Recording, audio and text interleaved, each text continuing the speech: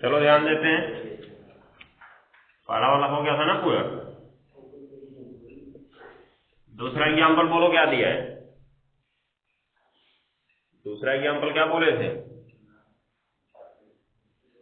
fx बराबर क्या दिया है, 2x² माइनस एक्स। उसके बाद बस इतना ही है। चलो ध्यान से देखो, ये fx है, इसको क्या दिया है, ह्रासमान। पहले तो हमको अपना f' ही निकालना है, अर्थात x के सापेक्ष अवकलन। ध्यान से देखो, जब x के सापेक्ष अवकलन करेंगे तो इसको लिखेंगे ddx ऑफ fx। इसमें दो अचर पद है ना, वो बाहर ddx ऑफ केवल किसका, x² का, -6 बाहर ddx ऑफ किसका, x का। तो fx का अवकलन हो गया f'(x), या इसे हम क्या लिख सकते हैं, dy dx बराबर, दो बाहर इसका क्या होगा, घात आगे आएगी, घात में से एक घट जाएगा, दो में से एक घट गया, और -6 गुणा x का अवकलन 1, फाइनली बचा 4x - 6। अब चूंकि फलन क्या है जी, ह्रासमान है, इसलिए जो dy dx है, ह्रासमान की शर्त क्या है, सदैव शून्य या शून्य से कम होगा। तो शून्य या शून्य से कम होने की शर्त क्या बनती है, शून्य या शून्य से कम होने की शर्त ये बनती है कि f' is less than or equal to 0। Less than माने तो छोटा है, तभी तो 0 से छोटा होगा। उसके बाद देखो आगे, तो f' की वैल्यू रख दो, f' की वैल्यू क्या है, 4x - 6 is less than or equal to 0। 6 को उधर भेज दो, 6 को उधर भेज दो, क्या होगा,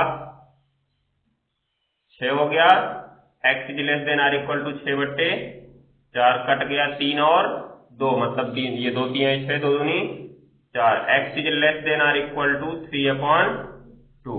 अब देखो, संख्या रेखा पर 3/2 दर्शाओ और less than or equal to आना, अर्थात पीछे आना है। तो पहले तो संख्या रेखा बना लो, तुम्हें पता है यहाँ क्या होता है संख्या रेखा पर, 0। ये 3/2 का मतलब समझते हो, दशमलव में भाग दोगे तो 1.5 आएगा, अर्थात ये 1 और 2 के बीच होगा। कहाँ होगा जी, 1 और 2 के बीच। तो फाइनली हम यहाँ पे अगर 1 दर्शाते हैं और यहाँ पे क्या दर्शाते हैं, 2, तो यहाँ पे हम दर्शाएंगे 3/2 किसको, 2 को, और इसके बाद इधर -1 दर्शाएं, -2 दर्शाएं, और इधर कहाँ तक आए, -इनफाइनाइट तक, और इधर कहाँ तक जाए, +इनफाइनाइट तक। हो गया ना जी।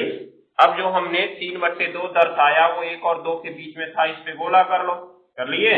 और इस बार लेस देन लेना है ना, तो जब लेस देन लेना होता है तो पीछे आना है, ग्रेटर देन लेना होगा तो आगे जाते हैं।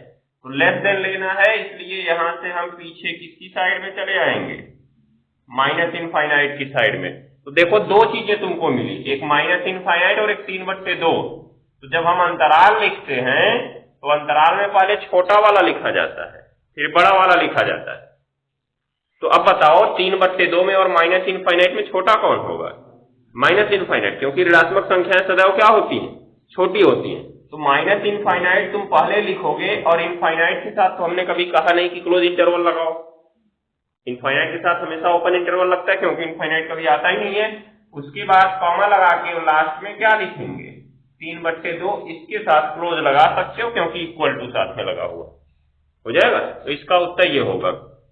अब इसमें ध्यान देने वाली बात है, यहाँ पे हुआ क्या कि ये 3/2 बाद में लिखा गया, ये अंतर याद रखना, लेस देन बोला तो बाद में लिखा जाएगा, ग्रेटर देन बोला तो पहले, क्योंकि ग्रेटर देन बोला तो आगे जाएंगे +इनफाइनाइट तक, और +इनफाइनाइट इससे बड़ा होगा, बड़ा वाला हमेशा बाद में लिखते हैं, छोटा वाला हमेशा पहले लिखते हैं।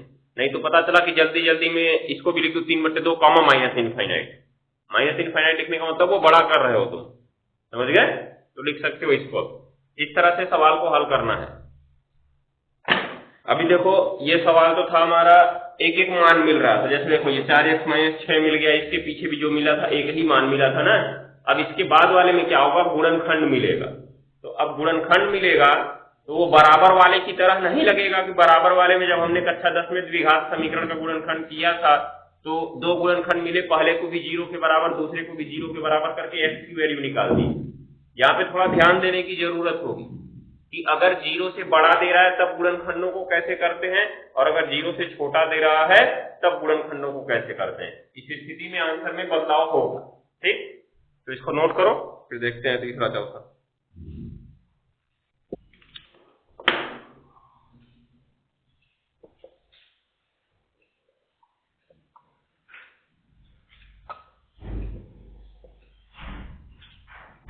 चलो देखो एग्जाम्पल नंबर 3 देखते हैं। तीसरा एग्जाम्पल क्या बोले थे,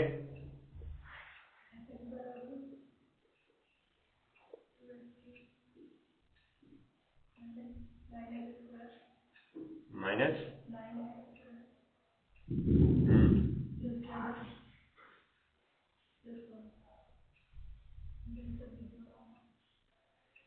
अब ये निरंतर वृद्धिमान है, अर्थात इसमें इक्वल टू की समस्या खत्म।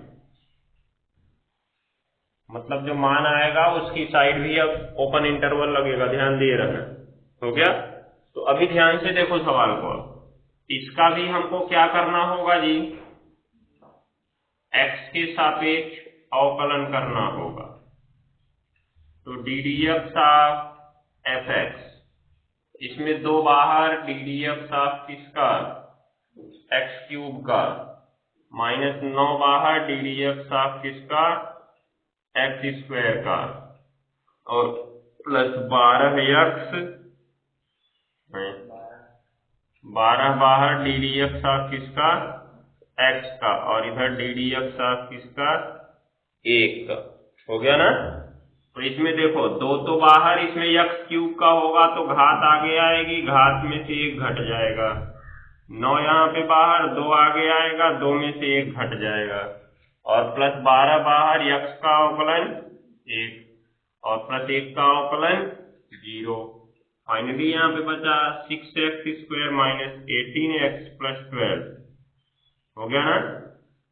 तो अभी ध्यान से देखो, इसमें से तुम क्या कॉमन कर सकते हो, 6 कॉमन कर सकते हो, x स्क्वायर - 3x प्लस क्या बचेगा, 2 बचेगा ना।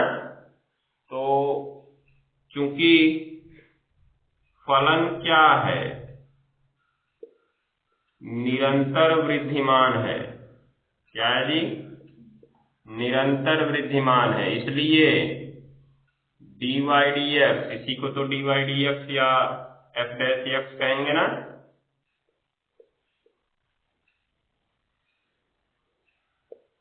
हो गया?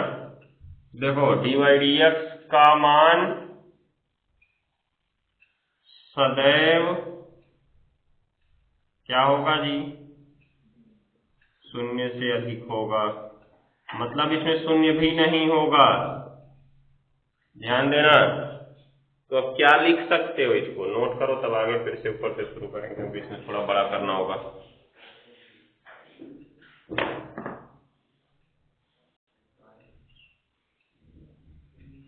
अब देखो f' की वैल्यू याद रखो, कहा गया फलन निरंतर वृद्धिमान है, इसलिए dy dx का मान सदैव 0 से क्या होगा, अधिक होगा, अर्थात जो f' है ग्रेटर देन 0 होगा, इक्वल टू भी नहीं लगेगा। ठीक, क्या हो गया, 6x स्क्वायर - 3x और प्लस, तो ग्रेटर देन 0। समीकरण की तरह 6 को भेज सकते ना उधर, गुणा से भाग में भेज दो। इसमें बांटना होगा मध्य पद को, मध्य पद को गुणनखंड करने के लिए गुणा करने पर कितना आना चाहिए, किनारे वाला ये 2 और इसके सामने क्या है 1, तो 2 गुणे 1 बराबर 2। चिन्ह इसका क्या है, ध्यान देना, अचर पद का चिन्ह देखते हैं, अचर पद का अचर पद का चिन्ह है प्लस, इसलिए जोड़ने पर बीच वाला पद कौन कितना 3। तो दो ऐसी संख्याएं लेंगे कि जिनका गुणा करने पर 2 आए और जोड़ दें तो 3 आए, तो 2 और 1 होगा ना। तो देखो x² माइनस 3 को हम लिख देंगे 2 + 1 और बाहर x और +2 और greater than or equal to नहीं लगेगा, ग्रेटर देन 0 बट्टे क्या चला गया नीचे उसके 6 को गुणा से भाग में भेज दिए, तो 1x² माइनस 2x और उसके बाद प्लस माइनस इसमें भी x का गुणा 1 में x और +2 ग्रेटर देन केवल क्या बचा, इन दोनों में से कॉमन, इन दोनों में से कॉमन, इसमें से कॉमन होगा x, तो बचेगा क्या x - 2 बचेगा ना। उसके बाद माइनस इसमें कुछ कॉमन होगा क्या, जब कुछ नहीं होता है तो एक कॉमन करते हैं, ये x ही बचा रहेगा, बाहर माइनस कॉमन कर रहे हैं इसलिए अंदर का चिन्ह बदल जाएगा, ग्रेटर देन 0। अब x - 2 दोनों में है लिख दो, तो दूसरे में क्या बचा x - 1 ग्रेटर देन 0। अब सोचो 2 मान मिल गए, अभी अगर ये बराबर होता तो हम क्या कहते, एक बार इसके बराबर 0 रख लो, एक बार इसके बराबर 0 रख लो, लेकिन इसमें शर्तें बदल जाती हैं।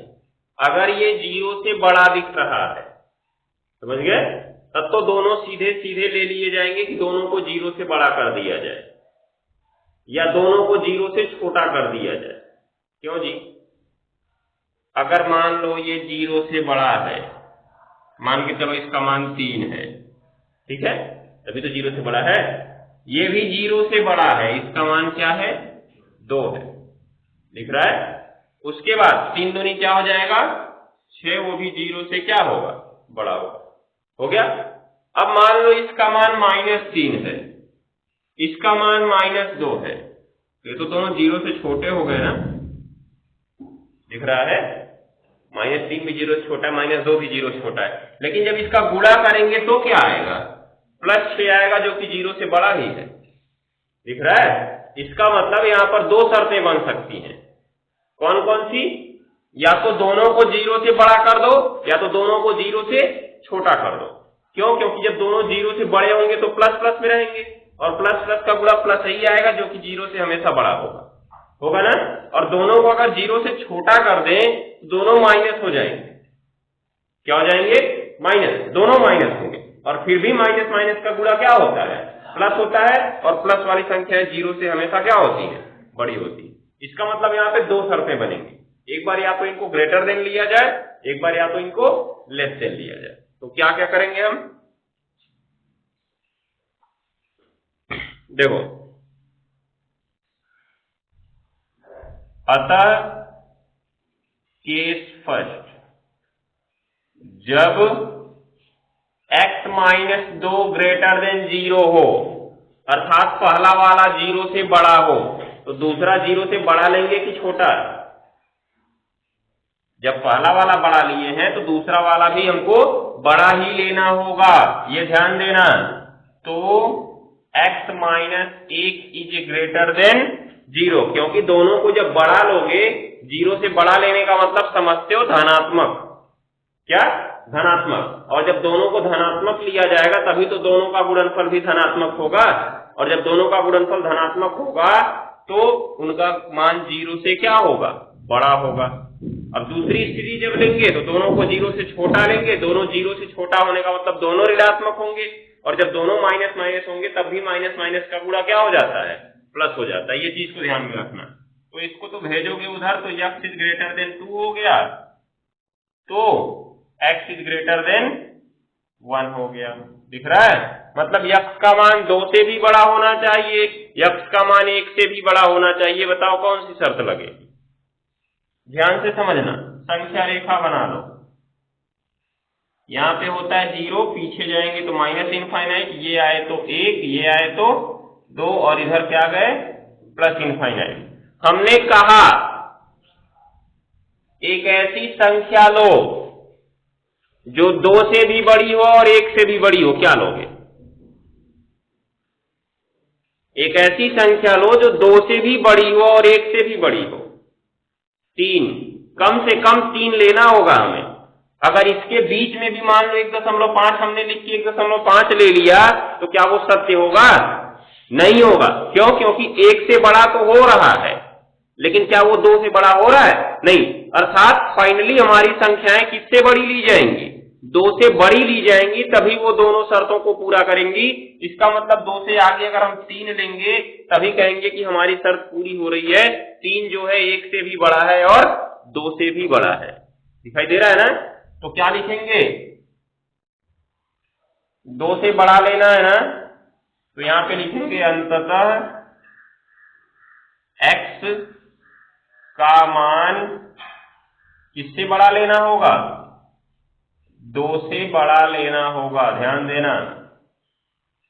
तो यहाँ पे 2 से बड़ा अर्थात 2 लिए और 2 से आगे चल दिए। कहां तक जाएंगे जी? प्लस इनफाइनाइट तक। अब देखे रहना, इक्वल टू नहीं लगा हुआ है, इसलिए दोनों तरफ ओपन इंटरवल लगेगा। तो x बिलोंग टू क्या आ जाएगा? x बिलोंग टू 2 से शुरू करेंगे और कहां तक जाएंगे? प्लस इनफाइनाइट तक। क्योंकि x से 2 से बड़ा लेना ना अब हमें, तो 2 से आगे जाना है। छोटा लेना होता तो पीछे आते, लेस देन यहां लगा होता तो पीछे आते। भी देखना इसके बाद लेस देन वाला भी आ रहा है, क्योंकि वो भी तो शर्त में है। अब ध्यान से देखो क्या होगा। 2 से बड़ा हमने लिया, प्लस इनफाइनाइट तक लिया। ये अभी पहला आंसर मिला है, अभी एक आंसर और मिलेगा। दोनों को हमको मिलाना पड़ेगा। केस सेकेंड, जब मान लो हम x माइनस 2 को 0 से छोटा ले लेते हैं तो x माइनस 1 भी क्या होगा? 0 से छोटा होगा। x माइनस 2 अगर 0 से छोटा है अर्थात ऋणात्मक है। क्या है? ऋणात्मक। तो x माइनस 1 को भी ऋणात्मक लेना होगा, तो माइनस माइनस का गुणा क्या हो जाएगा? प्लस हो जाएगा, और वो हमेशा 0 से क्या हो जाएगा? बड़ा हो जाएगा। तो जब भी बड़ा वाले की बात करता है तो 2 शर्तें बनाया करो। एक बार या तो दोनों को बड़ा किया करो और एक बार दोनों को छोटा किया करो। तो यहां से देखो क्या वैल्यू मिली? x is less than 2। तो मत लिखो, तथा लिखो। यहाँ पे यहां रहने दो, नीचे करते हैं। तथा x इज लेस देन 1। अब बताओ कौन सा लिया जाएगा? कह रहा है कि ये एक संख्या लेनी है जो 2 से भी छोटी हो और 1 से भी छोटी हो। तो फाइनली किससे छोटी संख्या लेंगे हम? 2 से छोटी, 1 से छोटी लेंगे। जैसे यहाँ पे देखो, 1 से भी बड़ा लेना था, 2 से भी बड़ा लेना था, तो अंततः हमने बड़ी वाली संख्या से बड़ा लिया।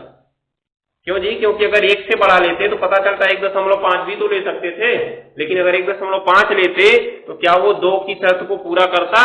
नहीं करता। हमें ऐसी संख्या चुननी है जो दोनों शर्तों को पूरा करे, इसलिए अंततः हमने किया 2 से बड़ा मान लिया। हो गया ना? और जब दोनों से छोटा लेना है अब, तो छोटी वाली संख्या से छोटा लेना पड़ेगा। क्यों? क्योंकि 2 से भी कम लेना है और 1 से भी कम लेना है। तो इसी में समझ लो, 2 से कम ले रहे हो, मान लो 1.5 ले लिया तुमने, 2 से कम है ना, लेकिन क्या वो 1 से कम है? नहीं है। हमारी शर्त नहीं पूरी होगी। हम एक ऐसी संख्या लेंगे जो 2 से भी छोटी हो और 1 से भी छोटी हो। क्या ले सकते हैं? या तो 0, या तो -1, या तो -2। अगर मान लो हमने -1 लिया तो देखो 1 से भी छोटा है और किससे छोटा है? 2 से भी छोटा है। हो गया ना? ये चीज को ध्यान में रखना है। नोट करो, फिर इसकी संख्या रेखा बनाते हैं।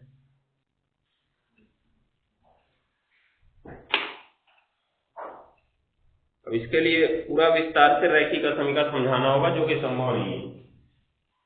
रटे रहो बस। अभी नीचे एक इंडिकेट पॉइंट करके लिखवा देते हैं।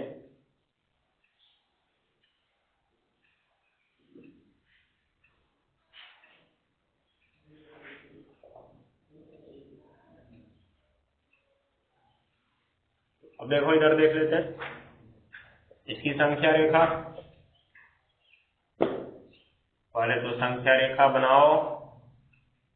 इधर लिखो माइनस इनफाइनाइट, प्लस इनफाइनाइट, बीच में 0, इधर 1, इधर 2, इधर -1 और -2। अब देखो, 2 से भी छोटा होना चाहिए, 1 से भी छोटा होना चाहिए, तो अंततः कौन सा लेंगे हम?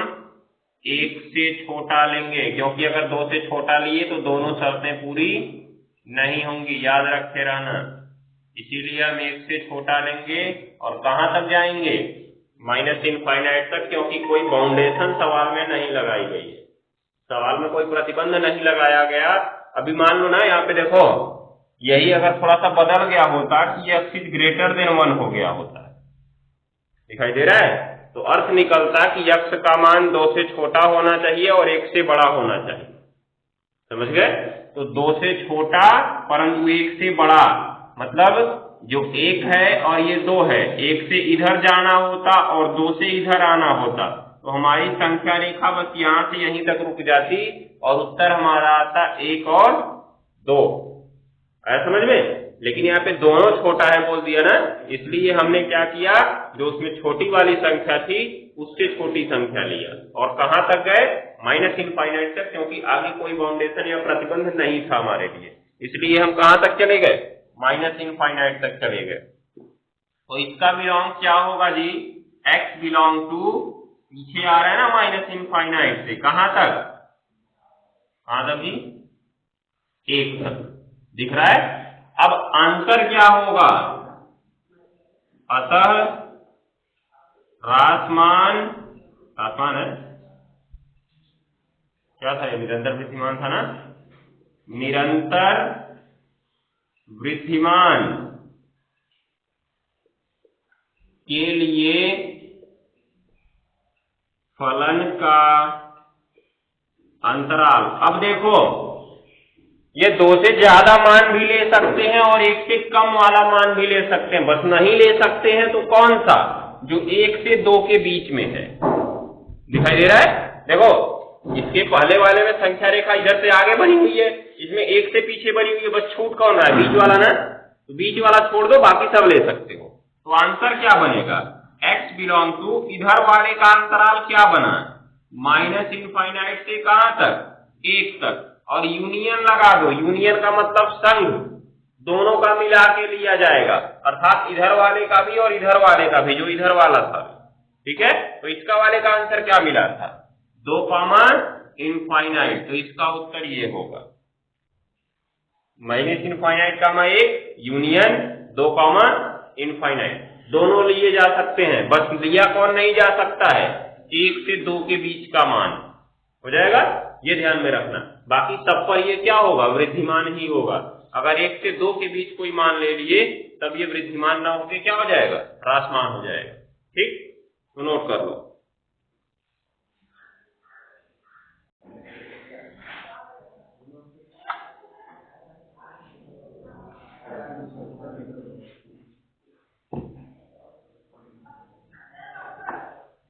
अब अगला एग्जाम्पल, लास्ट एग्जाम्पल देखते हैं क्या कह रहा है जी। fx बराबर क्या दिया, 4x प्लस 1/x, ये क्या है,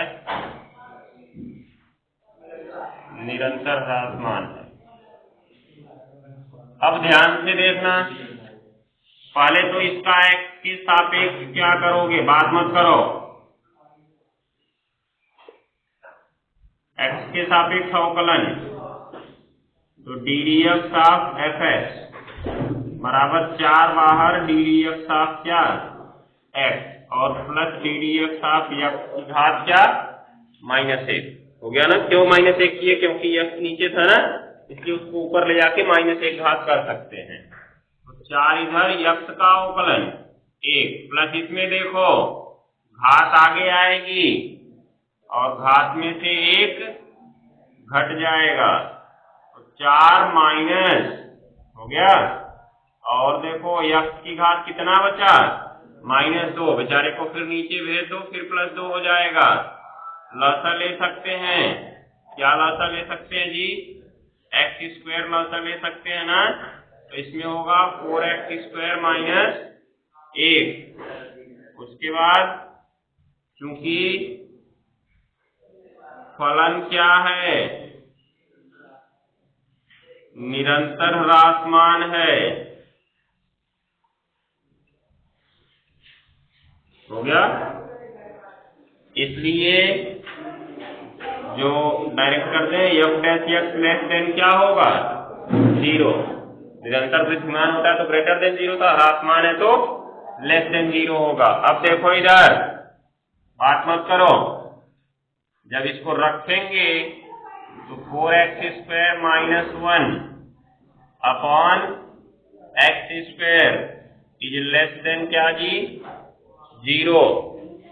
आ जाओ, दिखाई दे रहा है। अब क्या करना है यहाँ पे, ये तो अंश और हर आ गया।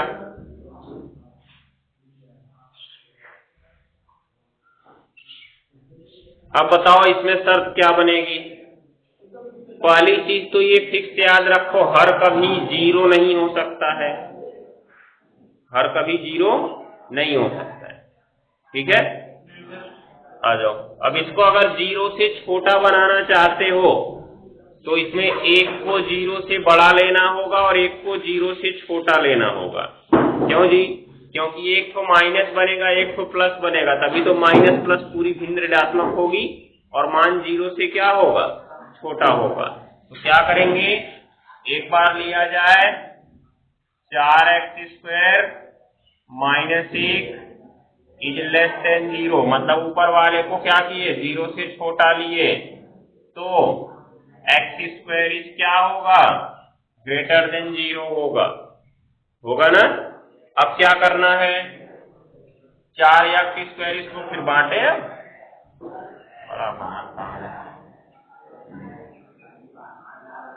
डायरेक्ट के वर्ग वाला भी नहीं लिखते हैं।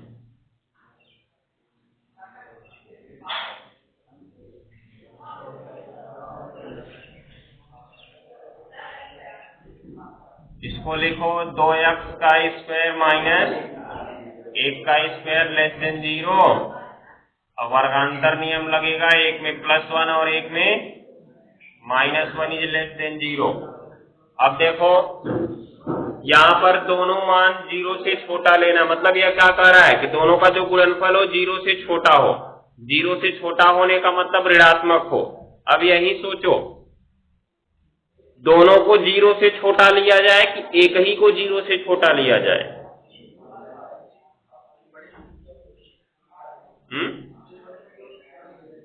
पहले भी गुणनखंड के बारे में चर्चा करते हैं ना। गुणनखंड, जो दोनों गुणनखंड है, जैसे अभी देखो पिछले वाले सवाल में हमने देखा, एक बार दोनों को बड़ा ले लिया और एक बार दोनों को छोटा ले लिया, हुआ ना ऐसा। लेकिन क्या इसमें ऐसा होगा, इसमें ऐसा नहीं होगा, क्योंकि अगर हमने दोनों को 0 से छोटा ले लिया तो दोनों ऋणात्मक हो जाएंगे, और दोनों ऋणात्मक होने का मतलब माइनस माइनस का गुणा क्या हो जाएगा, प्लस हो जाएगा, हो जाएगा ना। तो वो 0 से बड़ा हो जाएगा, जबकि हमको क्या करना है, 0 से छोटा रखना है, अर्थात ऋणात्मक रखना है। तो जब भी संख्या को ऋणात्मक रखना है तो दोनों गुणनखंडों में से एक को 0 से बड़ा मानोगे और दूसरे को 0 से क्या मानोगे, छोटा मानोगे, ये ध्यान देना। तो अब क्या होगा, देखो 2x + 1 है और 2x - 1 है, तो अगर हम 2x + 1 ऐसे लिखा जाए, यदि 2x + 1 को हम मानते हैं बड़ा, तो 2x - 1 को मानना होगा छोटा, ये ध्यान देना, क्योंकि एक को प्लस मानना होगा और दूसरे को माइनस, तभी प्लस माइनस का गुणा क्या होगा, माइनस होगा, हो गया ना। अब क्या करेंगे, इसको लेके चलो उधर, तो 2x इज ग्रेटर देन कितना जी, -1, तो x इज ग्रेटर देन -1/2, हो गया ना। इसी प्रकार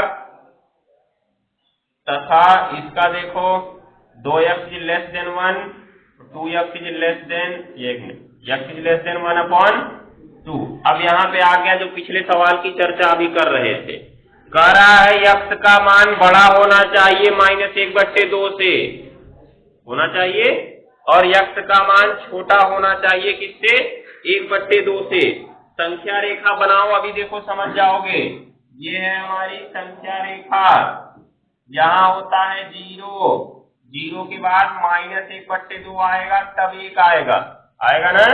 इसी प्रकार 0 -1 आएगा ना, इधर 1/2 आएगा, उसके बाद क्या आएगा जी, 1, इधर है -∞, इधर है +∞। अब सोचो -1/2 से बड़ा मतलब आगे जाना है ना, तो आगे जाओगे, लेकिन दूसरी शर्त ने तुरंत कह दिया कि x का मान 1/2 से छोटा, छोटे के लिए 1/2 से कहाँ आओगे, पीछे आओगे, देखो दोनों मिलान हो गया यहाँ पे, दिख रहा है, अर्थात संख्या रेखा बस इतने में ही रह जाएगी।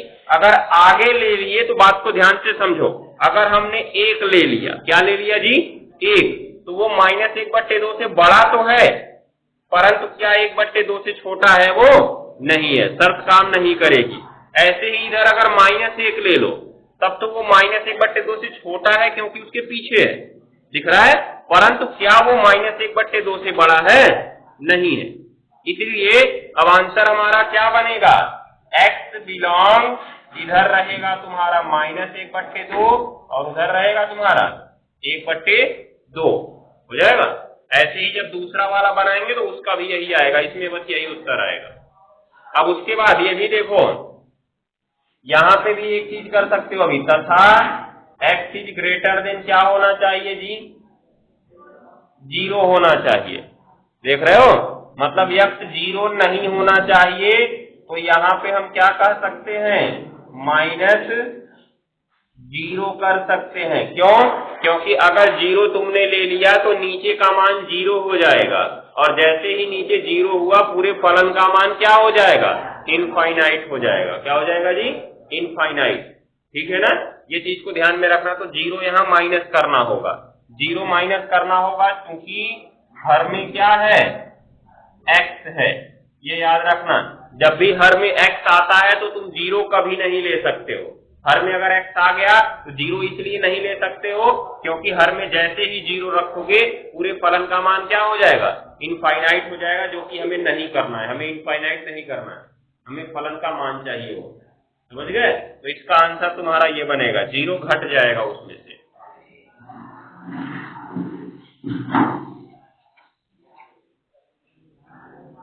आप लोग ये दोनों इंडिकेट पॉइंट कर लिखवा देंगे जो बड़ा छोटा वाला है, तब समझ जाओगे। ऐसे भी इसको पूरा विस्तार पूर्वक रैखिक समीकरण बताया तब कुछ जाके समझ में आए। 11 वाला दोनों रैखिक समीकरण रखे नहीं होंगे, बेसिस तुम कपड़े खाली हो गए, चेक करो मिलेगा उसमें।